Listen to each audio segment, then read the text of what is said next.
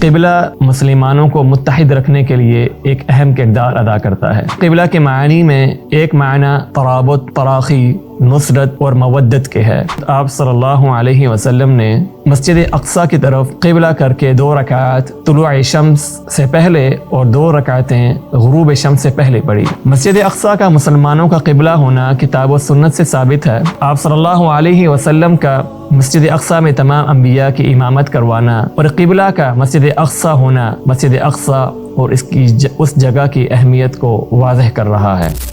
السلام علیکم ورحمۃ اللہ وبرکاتہ۔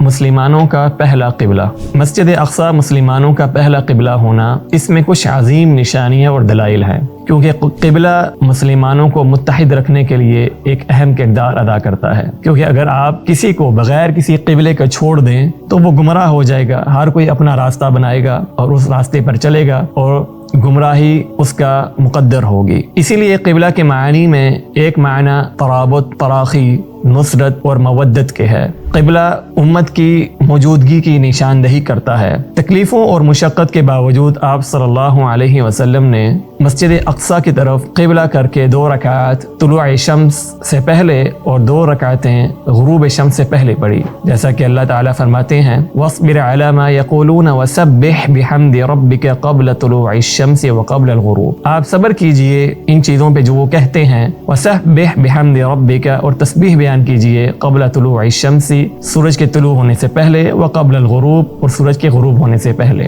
یہاں تسبیح سے مراد نماز ہے، کیونکہ نماز کے ناموں میں سے ایک نماز تسبیح بھی ہے، نماز کو تسبیح بھی کہا جاتا ہے۔ امام ابن عطیہ رحمہ اللہ فرماتے ہیں اہل متأولین کا یعنی اہل مفسرین کا اس بات پر اجماع ہے کہ یہاں تسبیح سے مراد نماز ہے۔ مسجد اقصی کا مسلمانوں کا قبلہ ہونا کتاب و سنت سے ثابت ہے۔ اللہ تعالیٰ قرآن حکیم میں فرماتے ہیں وَمَا جَعَلْنَا الْقِبْلَةَ الَّتِي كُنْتَ عَلَيْهَا إِلَّا لِنَعْلَمَ مَن يَتَّبِعُ الرَّسُولُ مِمَّن يَنقَلِبُ عَلَىٰ عَقِبَيْهِ۔ اے حبیب، تم پہلے جس قبلہ پر تھے ہم نے وہ اس لیے مقرر کیا تھا کہ دیکھیں کون رسول کی پیروی کرتا ہے اور کون الٹے پاؤں پھر جاتا ہے۔ حضرت عبداللہ بن عباس رضی اللہ تعالی عنہما سے مروی ہے کہ آپ فرماتے ہیں کہ رسول اللہ صلی اللہ علیہ وسلم مکہ میں بیت القدس کی طرف منہ کر کے نماز پڑھا کرتے تھے، اس حال میں کہ کعبہ بھی سامنے ہوتا تھا، اور جب آپ نے مدینہ ہجرت فرمائی تو 16 ماہ تک یہی بیت المقدس قبلہ رہا، پھر کعبے کی طرف پھیر دیا گیا۔ ابن اسحاق رحمہ اللہ فرماتے ہیں رسول اللہ صلی اللہ علیہ وسلم کا مکہ میں قبلہ شام کی طرف تھا،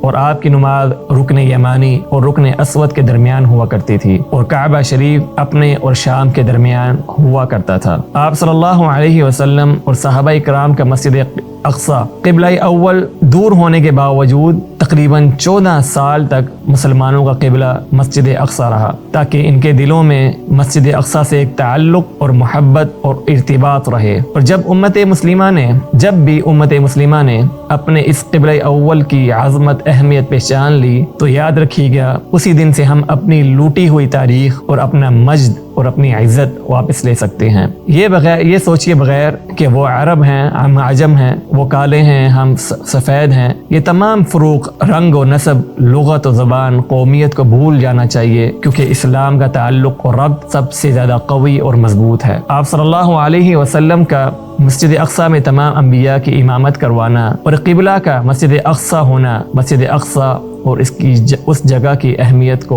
واضح کر رہا ہے، اور اس میں ایک اشارہ ہے کہ امت مسلمہ اور پوری انسانیت کی قیادت اسی سرزمین سے اور اسی جگہ سے ہوگی۔ جتنا ٹائم مسجد اقصی مسلمانوں کا قبلہ رہی ہے، یہ چیز اس بات کے لیے کافی ہے کہ ہمارے دلوں میں، ہمارے نفوس میں مسجد اقصی کی اہمیت اجاگر ہو جائے، اور ہم آپس میں اس بات پر تعاون کریں کہ مل کر ان خبیثوں، غاصبین کو، ان پلیتوں کو، ان نجس کو یہاں سے کیسے نکالا جائے، اور ان کو نکال کے مسجد اقصی کو اس غلاظت سے آزاد کیا جائے۔ اس لیے آپ صلی اللہ علیہ وسلم نے اس جگہ کی اہمیت کو ہمیشہ کے لیے ہمارے دلوں میں اجاگر رکھنے کے لیے فرمایا تھا وَلَنِعْمَ الْمُصَلَّى، کہ مسجد اقصی ایک بہترین مسجد ہے یا مصلی ہے۔